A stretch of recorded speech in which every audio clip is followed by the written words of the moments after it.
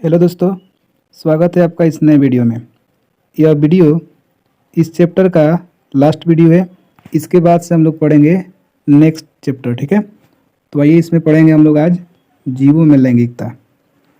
देखिए, जीवों में लैंगिकता दो प्रकार का होता है, ठीक है। एक लिंगी जीव और दूसरा द्विलिंगी जीव। तो एक एक करके हम लोग समझेंगे। पहला है एक लिंगी जीव। ध्यान से समझिएगा। जब किसी जीव में नर तथा मादा जनन अंग अलग अलग शरीर पर पाए जाते हैं, उसे एक लिंगी जीव कहते हैं। उदाहरण है मानव, पशु, पक्षी, सरीसृप। सरीसृप का मतलब होता है कि रेंग कर चलने वाले जीव, जैसे सांप हो गया, ठीक है। उसी तरह से मछली। ये जितने भी उदाहरण दिया गया है ये सब एक लिंगी जीव है। मतलब समझिए, देखिए देखिए मानव में नर और मादा दोनों आते हैं। तो नर में नर जनन अंग होता है और मादा में मादा जनन अंग होता है। तो ये दोनों जनन अंग अलग अलग शरीर पर होता है, इसलिए इस जीव को हम लोग एक लिंगी जीव बोलेंगे, ठीक है। पशु में भी नर पशु अलग होते हैं और मादा पशु अलग। इन दोनों में जनन अंग अलग अलग शरीर पर होता है, ठीक है। तो ये एक लिंगी जीव। उसी तरह से पक्षियों में, सरीसृप में और मछली में नर तथा मादा जनन अंग अलग अलग शरीर में होता है, ठीक है। इसलिए इन जीवों को हम लोग बोलेंगे एक लिंगी जीव, ठीक है। चलिए आगे समझते हैं। अब हम लोग समझेंगे एक लिंग आश्रयी। देखिए, जंतु में हम लोग अगर कोई जीव एक लिंगी है तो उसको हम लोग एक लिंगी जीव बोलेंगे। तो ये सिर्फ जंतुओं में ही हम लोग एक लिंगी शब्द का प्रयोग करते हैं। लेकिन अगर कोई पौधा एक लिंगी है तो उसको हम लोग एक लिंगी न कह करके एक लिंगाश्रयी शब्द देते हैं, ठीक है। मतलब पौधों के लिए ये शब्द आया हुआ है एक लिंगाश्रयी। यह जंतुओं के लिए प्रयोग नहीं करना है, ठीक है। तो समझिए, जब किसी पौधे में नर तथा मादा, नर का मतलब पुंकेसर और मादा का मतलब स्त्रीकेसर, जनन अंग अलग अलग पौधों में पाया जाता है तो उसे एक लिंगाश्रयी कहते हैं। मतलब कि अगर किसी पौधे में पुंकेसर अलग होता है तथा स्त्रीकेसर अलग पौधा में होता है तो इस प्रकार के जीव को हम लोग बोलेंगे एक लिंगाश्रयी। उदाहरण है पपीता, ठीक है।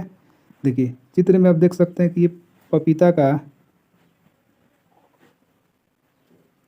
नर वाला भाग यानी कि पुंकेसर है, जबकि ये मादा भाग स्त्रीकेसर है, ठीक है। तो ये आप देख सकते हैं कि ये दोनों अलग अलग पौधों में पाया जाता है। मेल यानी कि ये नर जो है पपीता अलग होता है और मादा पपीता अलग होती है, ठीक है। इसलिए इसको हम लोग बोलेंगे एक लिंगाश्रयी पौधा, ठीक है। आगे समझते हैं। अब हम लोग समझेंगे दूसरा द्विलिंगी जीव।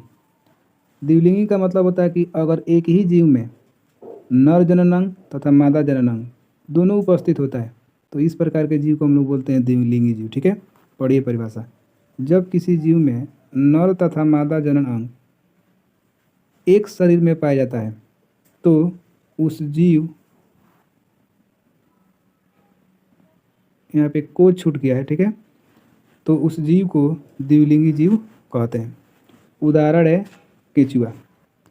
देखिए केंचुआ है और ये केंचुआ का अंडाशय है और यही अंडाशय मादा जननांग है। इसी केंचुआ में वृषण कोष युक्त वृषण जो दिखाई दे रहा है ये नर जनन अंग है। तो केंचुआ एक ही है जिसमें नर जनन अंग और मादा जनन अंग दोनों उपस्थित है, इसलिए इसको हम लोग बोलेंगे द्विलिंगी जीव। समझ में आ गया। उसी तरह से जोंक भी द्विलिंगी जीव होते हैं, ठीक है।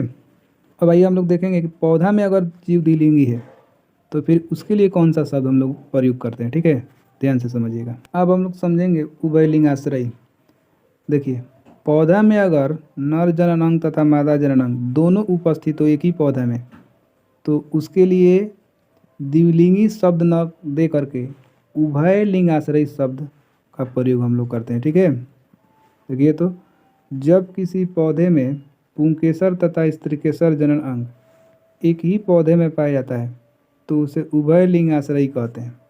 मतलब कि पुंकेसर नर जनन अंग है और स्त्रीकेसर मादा जनन अंग है, ये दोनों जनन अंग एक ही पौधा में होगा तो इस प्रकार के पौधे को उभय लिंगाश्रयी पौधा या जीव कहेंगे, ठीक है। उदाहरण है मक्का और गुड़हल। देखिए, ये मक्का का स्त्रीकेसर है मादा जनन अंग, ठीक है। और ये मक्का का नर जनन अंग है पुंकेसर। ये दोनों एक ही मक्के के पौधे में उपस्थित है, इसलिए इसको हम लोग बोलेंगे उभयलिंगाश्रयी पौधा, ठीक है। उसी प्रकार ये गुड़हल देखिए, ये जो आपको लंबा संरचना दिखाई दे रहा है ये स्त्रीकेसर है, और ये जो पीले पीले रंग की जो संरचना दिखाई दे रहा है ये पुंकेसर है। तो ये दोनों संरचनाएं एक ही फूल में है, ठीक है। तो इसको हम लोग बोलेंगे उभयलिंगाश्रयी, ठीक है। वीडियो देखने के लिए धन्यवाद।